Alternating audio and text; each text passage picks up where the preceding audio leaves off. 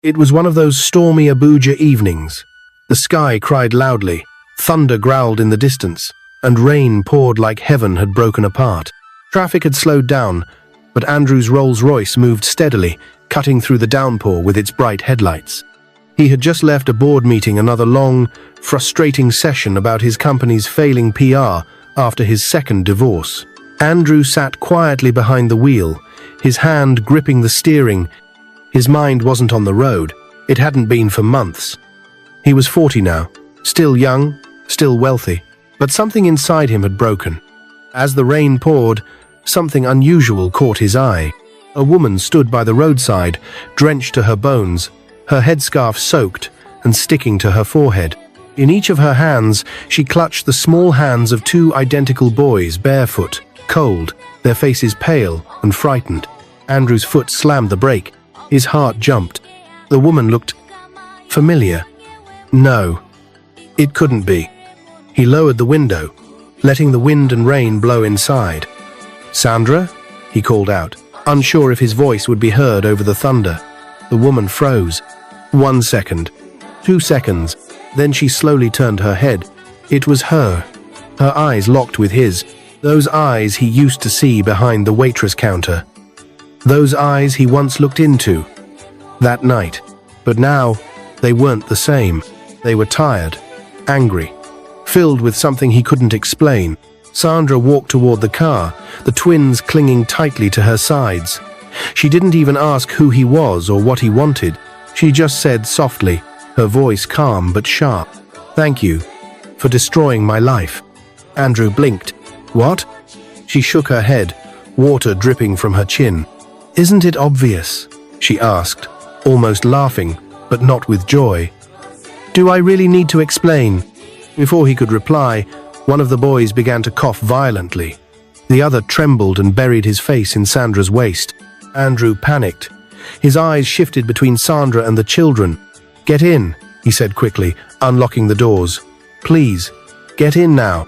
Without a word, Sandra climbed into the back seat with the boys. Andrew took a quick U-turn and sped toward a private hospital. As the car moved, Sandra didn't say a word. The boys held onto her, cold and scared. Andrew kept glancing at them through the mirror. They looked about 9 or 10. His heart began to beat faster. Could they? No, it couldn't be. Could it? The memory of that night and years agorished back like lightning. He had been drunk. She had driven him home. He didn't remember much, just flashes, her helping him inside. And then, his hands gripped the steering harder. As they pulled into the hospital, Sandra looked straight ahead. She hadn't cried. Not once. Andrew jumped out, rushed to open the door, and helped carry the boys inside. Sandra followed slowly. Inside the clinic, the doctor took the twins in for checkup. Andrew paced. Sandra sat silently in the waiting room, water still dripping from her clothes. He turned to her. "I'm sorry, Sandra. I didn't know. I didn't." She raised her hand. Don't apologize just because you're confused." He stared at her. "I searched for you," she said, her voice shaking for the first time. "But you were gone, moved out, traveled abroad. I didn't even know your last name." Andrew felt like his legs couldn't hold him anymore. Suddenly, the doctor returned, holding a folder. "Mr. Andrew, may I speak with you privately?" Andrew nodded. In the doctor's office, the truth slammed into him like a train. "They are your children, Mr. Andrew," the doctor said. 100% match. Andrew's knees buckled. He didn't just sit. He dropped. Right there on the white-tiled floor, he knelt, hands on his face, tears falling freely. "My God," he whispered. "I have children." The same man who had been told by 2 different wives that he was the reason they couldn't conceive. The same man who had started believing he would never be a father. Now 2 boys. His blood. Andrew walked out of the room, still crying. Sandra stood to her feet as he approached. Andrew fell to his knees again, this time before her. "I'm so sorry," he sobbed. "I didn't know. Please, forgive me." Sandra looked down at him. Her face was unreadable. "You left me, Andrew," she said. "Pregnant, alone. I begged. I suffered. I almost gave up. The twins came running into the hallway just then, each holding a small juice box given to them by a nurse. They stopped when they saw Andrew on his knees. "Mom?" Jerry whispered. Sandra looked at them and forced a smile. "It's okay, boys," she said softly. "It's okay." But inside her, nothing was okay. Not yet. Not even close. The rain had stopped, but inside Sandra's heart, a storm still raged. Andrew drove in silence, his eyes glued to the road. In the back seat, Sandra sat beside the twins, now dry and asleep, with hospital blankets wrapped around their shoulders. She watched them breathe peacefully, something they rarely did when hungry or cold. Andrew finally spoke. "You're coming with me," he said. "To my house." Sandra didn't answer. She just kept watching her sons. He looked at her in the mirror. "Sandra, please, let me make this right." She closed her eyes. "You can't fix 10 years, she whispered. But she didn't tell him to stop. Not yet. The car pulled up to a massive black gate in Maitama Andrew's mansion. The guards, confused but respectful, opened the gate. Inside, golden lights lit the driveway. Flowers lined both sides. A Rolls-Royce garage stood beside a fountain. The house looked like something out of a dream. Sandra didn't feel like dreaming. She stepped out of the car barefoot. The boys stirred awake, their sleepy eyes widening at the mansion. "Mom, are we in heaven?" Jeremiah asked softly. Sandra managed a weak smile and pulled him close. "No, baby, not heaven. Just a place she never thought she'd return to with the man who changed her world in one night." Andrew's staff scrambled when they saw her. One of the maids ran to get towels. The chef peeked from the hallway. The housekeeper whispered something, her eyes fixed on Sandra's muddy wrapper. "Prepare 2 guest rooms upstairs," Andrew ordered. "And get something warm for the boys." He turned to Sandra. "You too. Please, use my sister's room. She doesn't live here anymore." Sandra nodded slightly. But before she followed the maid, she looked him in the eye. "If you're trying to impress me with gold walls and roses, don't waste your time. I'm not here for your money." Andrew swallowed. "I know." Then she walked up the stairs, her head high, holding Jerry and Jeremiah's hands. Andrew stood there, frozen by the weight of guilt. That night, after the boys had eaten and fallen asleep, Sandra sat alone on the balcony outside the guest room, wearing one of Andrew's late mother's simple nightgowns. Her natural hair was out, thick and untamed.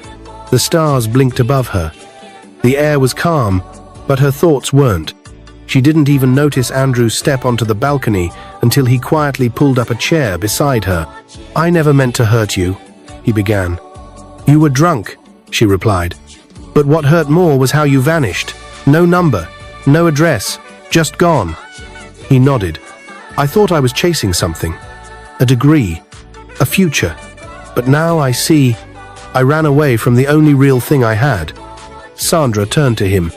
"You don't even remember what happened that night, do you?" Andrew looked away. "No," he whispered. "I remember bits. You driving me. You helping me into my room. Then it all gets blurry. I've lived with shame for years, but I didn't even know I left you with this." He stopped, his voice choking. "2 boys. My sons. Sandra, why didn't you tell me?" She laughed bitterly. "Tell you? When? How? I worked at a restaurant. You were a billionaire who vanished. You don't know what it's like being pregnant and homeless. I begged. I scrubbed floors. I even wanted to sell my late father's radio just to buy baby food." Andrew wiped a tear. "I can't imagine." "You can't," she said softly. There was a long silence. "I had 2 marriages," he said suddenly. "Both ended because they said I was the problem. I couldn't father a child. I got tested. Doctors said I was fine.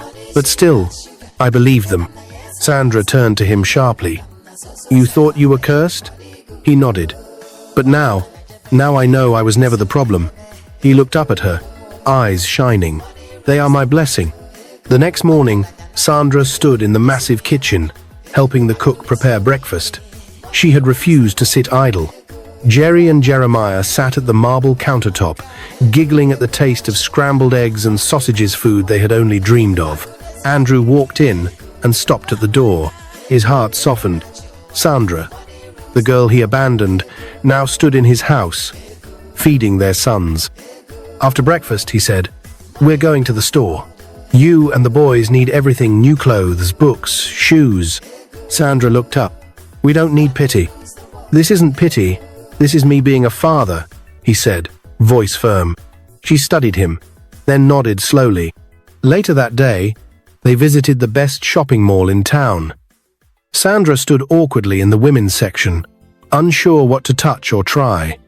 But the twins? They ran wild, jumping from sneakers to backpacks to superhero lunchboxes. Andrew watched them, laughing, tears in his eyes. It felt like home, but not everyone at the mall was happy. A woman across the aisle, tall, flashy, loud, was watching them with sharp eyes. It was Stella, Andrew's second ex-wife. She walked up, fake smile painted across her lips. Well, Andrew. Shopping with new family?" Andrew stiffened. Sandra glanced at the woman, unsure who she was. Stella looked Sandra up and down. "Waitress, right? You served us once at that fancy restaurant. What's this, a charity program?" Andrew stepped in front of Sandra. "She's the mother of my children. Watch your tone." Stella blinked. "Children? You? That's impossible." Andrew smiled, proudly placing his hand on Jerry's shoulder. "Not anymore." He turned away with his family. Stella stood frozen, shocked and speechless. That night, as Sandra tucked the boys into their soft new beds, she paused. Jerry turned to her. "Mom, are we staying here forever?" She hesitated, then nodded. "For now, yes." But inside, a voice whispered, "Can you really trust him? What if he changes again? What if this peace doesn't last?" And just as she kissed Jeremiah goodnight, she heard footsteps behind her. Andrew? He stood at the door, holding a brown envelope. "I got you something," he said quietly. Sandra opened it. Inside was a letter of admission. Nursing school. Her name printed clearly. Tears filled her eyes. She looked up at him, speechless. "I want you to become what you always dreamed of," he said. But before she could say anything, a loud crash echoed from downstairs. A window had shattered. Someone had broken into the mansion. The alarm wailed through the mansion like a scream in the night. Andrew rushed downstairs, barefoot, his heart pounding as fast as the siren. Sandra held the boys close upstairs, crouching behind the wall near the staircase, her arms shaking but firm. She listened to the shouting voices below. "Stay here," she whispered to Jerry and Jeremiah. "Don't move, no matter what happens." The twins nodded, fear frozen on their faces. Downstairs, Andrew found the broken window in the sitting room. Shards of glass lay scattered like ice across the marble floor. Curtains flapped violently in the wind. Two of his security guards were already inside, weapons drawn. "Who got in?" Andrew shouted, his voice thick with panic. "No one, sir. They must have fled. But whoever it was, they knew the security layout. No camera caught them entering." Andrew stepped over the broken glass and picked up something small, a ring, gold, engraved. His blood ran cold. He knew that ring.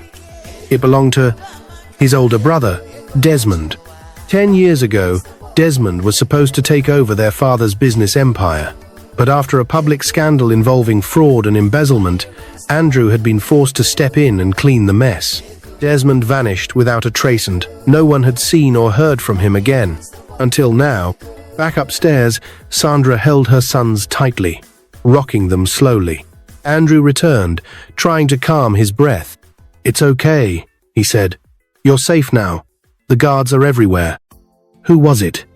Sandra asked. Andrew hesitated. "Someone from the past." Sandra studied his face. "There's more to this, isn't there?" He nodded, slowly sitting down on the hallway bench. "I think my brother's back. And if I'm right, he's not here for a reunion." The next day, Andrew called in a private investigator and reinforced the mansion's security. Meanwhile, Sandra, though shaken, didn't let it stop her. She started classes at the nursing school. Andrew enrolled her in. She studied at night after the boys had gone to bed, determined to catch up and prove she still had what it takes 7 at 30. But the mansion didn't stay peaceful for long. One afternoon, after class, Sandra returned to find one of the maids sobbing in the kitchen. "What happened?" she asked. The maid stammered. "A man came. Said he was Mr. Andrews' cousin. He threatened me. Told me to give him details about your boys. He knew their names. Madam, he knew where they sleep." Sandra froze. Her legs turned weak. She grabbed her phone. Andrew answered immediately. "I'm on my way." That night, Sandra paced in the boys' room as they slept. "Andrew, this isn't safe anymore. I think we should leave." "I won't let anyone hurt you or the twins," he said firmly. "This is your home now, and I'll protect it." Sandra looked up at him. "But what if you can't?" Andrew sighed. "Then I'll die trying." 3 days later, the unthinkable happened. Sandra arrived home from school to find the mansion empty. No guards at the gate, no maid at the door. The lights inside flickered like something had disrupted the power. She walked in carefully, her heart pounding. "Andrew?" she called out. No response. "Jerry? Jeremiah?" Silence. Suddenly, she heard a faint cry. A child's voice. Upstairs. She ran faster than she ever had in her life. She reached the boy's room and burst inside. Empty. But the window was open. And on the bed, there was a note. Her hands trembled as she picked it up.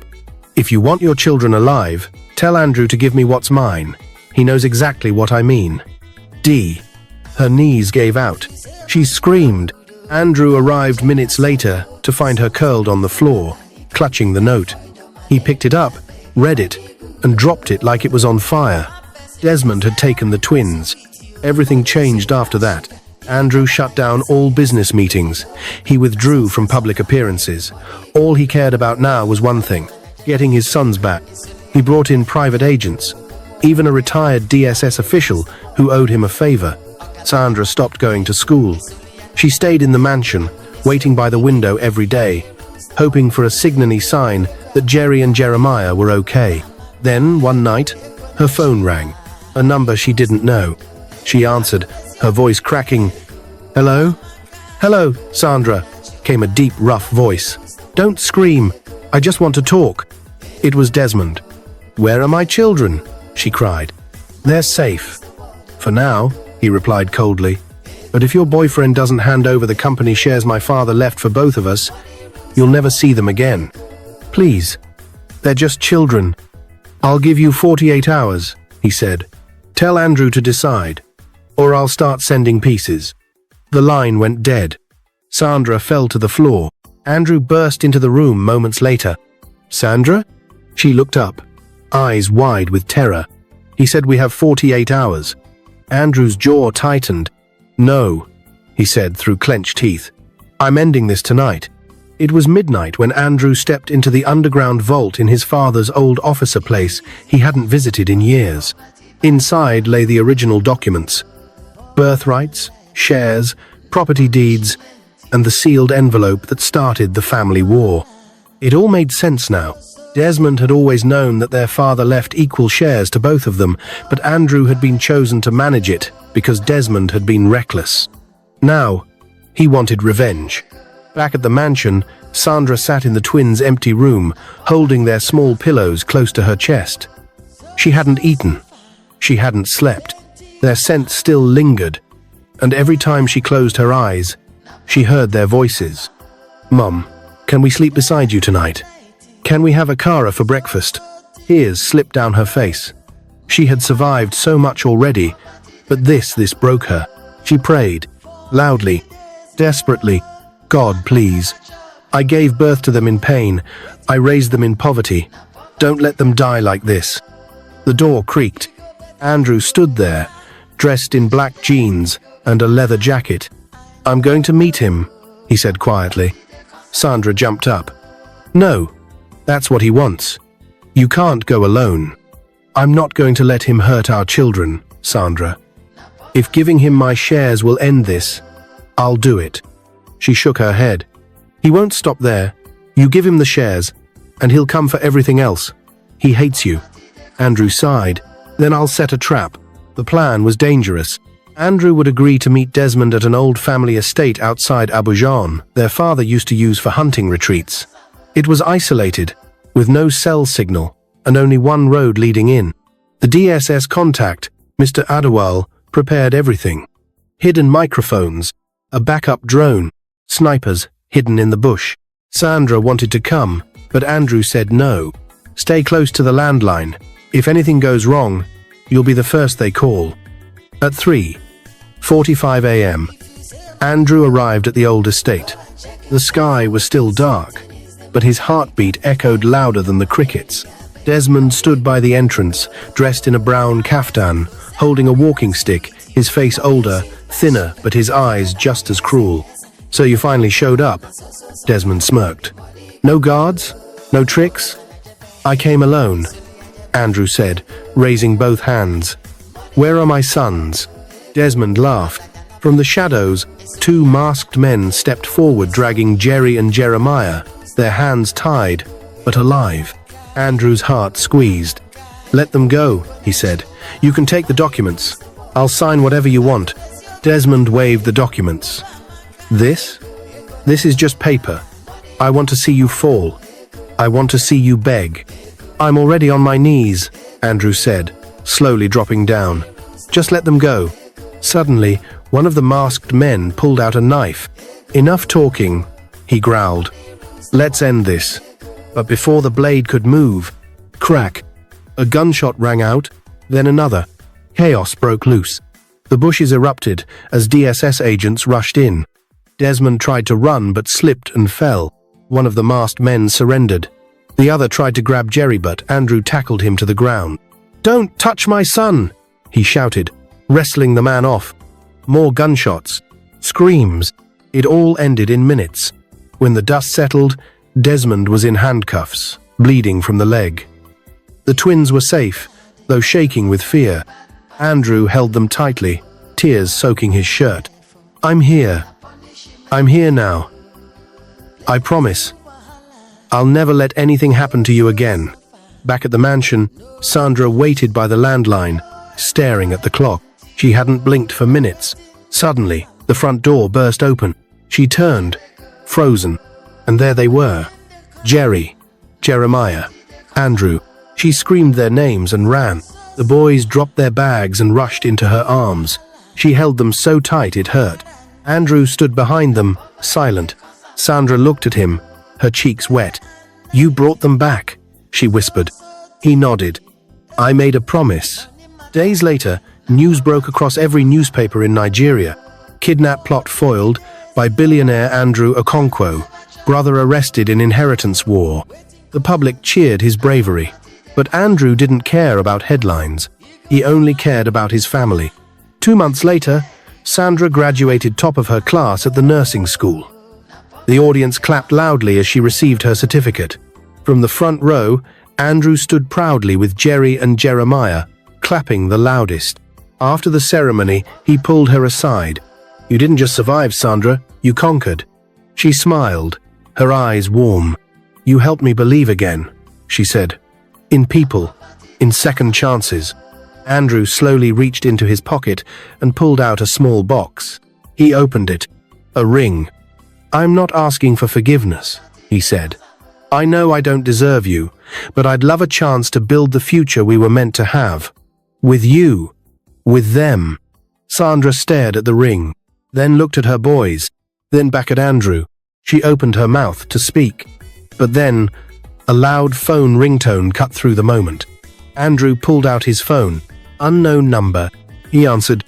A familiar voice whispered, "You think Desmond was the only one after your empire?" Andrew's face turned pale. Sandra watched him closely as he held the phone to his ear. "Who is this?"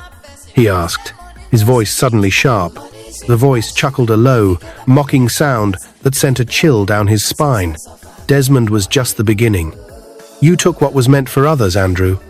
And now, they want it back. We all do." Click. The line went dead. Andrew stood frozen in the middle of the celebration hall, surrounded by people cheering and clapping for Sandra's graduation. She stepped forward, holding his arm. "Andrew, what's going on?" He looked at her with tired eyes, There's someone else. Someone who thinks I don't deserve this life. Sandra frowned. But we just ended one battle. Are we really about to start another? He nodded slowly. I don't know who it is yet, but I know one thing they're watching. That night, Andrew couldn't sleep. The twins were tucked into bed, and Sandra sat on the edge of the couch in her nurse's uniform, still holding her certificate. The ring box Andrew had given her earlier sat quietly on the table between them, still unopened. You're not safe, Andrew finally said, breaking the silence. Not you, not the boys. Sandra looked up at him. What are you going to do? He stood. What I should have done 10 years ago, protect what matters.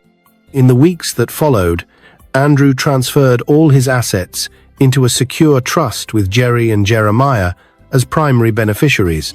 He changed the structure of his company, stepping back from the public eye and appointing a trusted board to manage daily operations. Sandra, now a licensed midwife, got an official placement at a private maternity hospital. Her uniform sparkled with purpose every morning as she walked out the mansion. Gaetano, longer the waitress, who once prayed for someone to believe in her. But it wasn't over. One evening, while reviewing some of his father's old records, Andrew found a letter buried in a leather folder. A confession, written years ago. From his late father, it revealed a hidden truth that stunned him to his core. If you're reading this, Andrew, you were never supposed to inherit it all. There was another heir, a child born out of a mistake, someone I never acknowledged. I left something hidden for them too. If they find out, you may not be safe. Andrew read the letter 3 times. His hands shook. Another heir? Someone else with a claim? A cold breeze swept through the study, though all windows were shut. He picked up his phone and called his security chief. Double the surveillance. No one gets in or out without clearance. I don't care who they are. That same night, Sandra found Jerry in the backyard garden, staring up at the stars. She joined him quietly. What are you thinking about, sweetheart? Jerry didn't look at her. Mom, if Dad didn't come back that day, would you have still believed good things could happen to us? She smiled gently. I didn't stop believing, even when I had every reason to. And that's why I found your father again. Jerry nodded, then looked at her, his big brown eyes serious. Can I be like him? A man who fixes things? Sandra's throat tightened. You can be better. Later, when the boys were asleep, Sandra returned to the living room. Andrew was sitting alone, the letter from his father still in his hand. She sat beside him. I've made my peace with the past, she said softly, but I won't let it decide my future. He looked at her. She picked up the ring box and opened it. Yes, she whispered. Andrew blinked. What? Yes, to your question. Let's build that future. But this time, let's fight together. He took her hand and pulled her into a quiet embrace. It wasn't loud, it wasn't flashy, but it was real. 5 years later, a shiny jet taxied down the runway at Nnamdi Azikiwe International Airport. Jerry and Jeremiah stepped off in matching aviation uniforms now, fully trained pilots at just 21. Reporters clicked photos, stunned at the story of the twin sons of billionaire Andrew Okonkwo and their rise from street beggars to international pilots. Across the tarmac, Sandra stood proudly in her medical scrubs, now the head of the maternity ward at one of Abuja's top hospitals. Andrew held her hand, watching their sons from a distance, pride bursting in his chest. They had survived betrayal, poverty, heartbreak, and threats. But they made it, together. And as they walked toward their sons, Andrew whispered, I thought I ruined your life, but you and those boys, you saved mine. Sandra smiled. Sometimes, she said, God uses broken things to build the strongest homes.